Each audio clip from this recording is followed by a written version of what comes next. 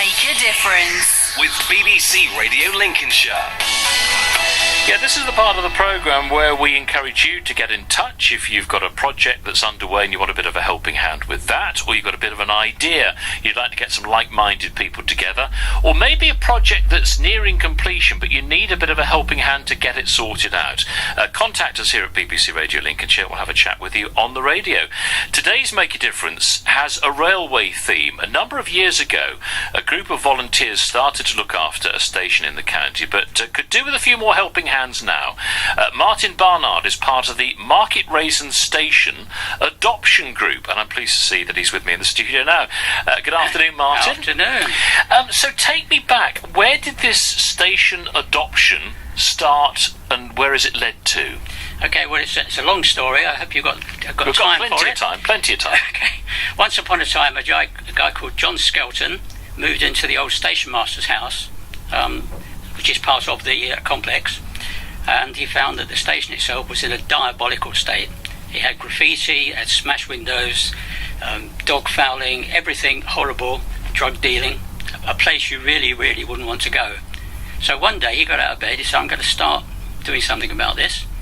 And he started with the youths that used to congregate in the old waiting room, or what was left of it, and said to them, can we come to an arrangement? And they thought he was going to tell them to clear off or call the police. He said no. He said, let's start with something basic. Would you mind helping me, because this is really my back garden, by picking up your tinnies and your fag ends and everything else and just putting them to one side at the end of your session. If you do that, we'll be all right with each other. And Did they do that? Not the first time, not the second time, not the 20th time, but eventually he kept going, and one morning it piled up in the corner of the waiting room. That was before we had waste bins, of course. In those days you couldn't have waste bins for security reasons. But isn't that wonderful? Because it's actually using the people that were there. They had somewhere to congregate, but actually by adapting and adjusting their response to something, they were helping to clear up their own mess as well. Well, yes, I mean, he said, look, I know you need somewhere to go every evening. You're welcome. Would you mind just, keeping it tidy for me? And from that very early days, we start to see a very, very slow improvement. You build a very sorry picture initially of graffiti and rubbish and dog fouling and everything. So up until that point, who would have been responsible for clearing that up? Well, nobody, because it was an unmanned station from about 1994-95, so there were no staff on the premises ever. So nobody would take responsibility for clearing up that area? I mean, in theory, it will be the train operator. But they weren't doing it? But they couldn't cover all the stations enough, because there are lots of unmanned stations. Now this has been started, are the train operators getting involved at all? Are they helping to keep an area tidy now? Because we were the first station adoption group in Lincolnshire, and that's supported by Network Rail and the train operator. And when I say adoption, I mean we have adopted it in the same way you would a child. We look after it, we nurture it, we take responsibility for it, we clean it up. So, although John had an interest in it because that's where he was living, how did you get involved? Well, I was doing some casual litter picking, as you do, and I saw another man with a litter picker, and we converged on each other, and I said, what are you doing? And he said, what are you doing? He said, I'm looking after my station. Come and have a look. And that was it. We started. I think it's fantastic. Started a bit of painting, repaired a few windows, just early things. And of course, in the early days, we had lots of Jonas. People from the rail companies and locals say, oh, you're wasting your time, that'll be soon ripped up, that'll be soon smashed. And you somehow have to be the stubborn sort of person, or people that we were, and just keep going, because one day it starts to get better. How proud are you as to what you've achieved now, though? Well, I don't know about pride, it's probably not the best emotion, but I'm delighted, really, absolutely delighted to see it. And as are the people of Market Rasen, who are now starting to use their train station again. Not only to catch a train, I mean, we occasionally get a guy sitting up there on a Sunday, when there perhaps isn't a train service, we'll say, no trains, old chap, and we'll say, I'm just here for the peace and quiet to get rid of those people indoors. The picture you've handed me here of the platform with all the flower arrangements and the tubs and everything done, the wall displays, looks absolutely wonderful. How long ago was this taken? That was probably 2 years ago, so that's at our zenith, really. And is it very much like that now? It is. I mean, we've just replanted for winter, so the plants aren't in such colour, but it's exactly the same as that otherwise. How many volunteers have you got? We have, including me, we have 10. Okay.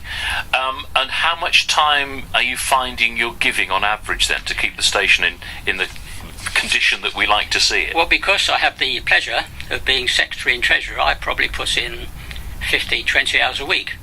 Other volunteers might do 3, 4, 5 hours. I mean, we meet as a group every Friday morning, all weathers, 8 a.m. So sometimes we're just chipping off ice off the salt container so we can spread it around. Other times in midsummer it's a joy to be there. Well, what do people say to you that use the station, that catch the train from the station? They're always full of compliments. Yeah. Having said that, there are some people still in Raisin who won't go up there because they remember it. I'll show you this picture as it was, and they cannot believe, despite press coverage and the like, that it's any better. Well, they need to go up and have a look, don't they? And go up and have a look. That's the change. I'm looking at one photograph here, which it's all sort of boarded up buildings. That's as it was when we first took it on. Yeah. To looking at a very attractive platform area here now, where people can catch a train in comfort in many respects. Oh yes. Yeah. Yeah. What are you looking for now? Do you need more people to help you keep it going? We do need one or two more because we're an ageing population. Our average age is 73, which means we've got some people in their 80s. Yeah. And some of it is reasonably physical. So we could do with a few more people. A dozen or a few more would be excellent. And perhaps getting a few people together, if you have a specific clean-up day, have you ever done that and said, right, we're going to have a real targeted effort and this is going to be a real clean-up day? It sounds arrogant, but there's never anything to clean up. I mean, I was up there this morning. Somebody goes every day, sometimes several times a day, because I don't know whether you know, Melvin, litter is magnetic. Dog poo is magnetic. One piece attracts another, another. So I was up there this morning, got one Coke can and 2 fag ends that wouldn't attract any more. So when I left a few hours ago, it was absolutely perfect. So the key is clearing something up as soon as it's dropped. Can I tell you a small story about John and I? One of our very early things was to say we're going to have a policy of instant repair and renewal. So if there was some graffiti, and there was lots in the early days, it disappeared that day. If there was a broken window, it was repaired that day, i.e., by the time the guy comes up to show his mates what he's done, there's nothing to see, nothing happened. And you do that 2, 3, 4, 5 times, and then they won't bother. How is it all funded? Because there must be an expense to this somewhere on the line. We spend £2,000 to £2,500 a year on plants, fertiliser, compost, everything, paint, timber. And the only money coming in is from our sponsors and generous-hearted individuals. And again, with something like that, these are people who recognise the importance of the station and platform looking nice. Yeah, they do. Interestingly, when we first started and perhaps had no plants at all, it was impossible to get any money. Now, as the thing looks as it does now, sponsors are keener to come and be attached to it and to be involved with it. Fantastic. Now look, if somebody listening into the programme now wants to become a volunteer, do you say Friday is your main meeting? Friday, 8 o'clock. Every Friday. Okay. Is that a sort of busy time on the station anyway, on a Friday? No, I mean, the main train goes out about 10 o'clock, so it's quietish. Okay, so you get yourself all tidied up before the main rush of people. Do many people use the station at Market Raisin? The numbers have gone up considerably. We take some credit for that, because 10, 15 years ago, it was probably about 40,000 people a year. We're over 60,000 now, 1,200 people a week. Fantastic. Look, if people want to get in touch, what's the best thing to do? The email address would be perfect. Yeah.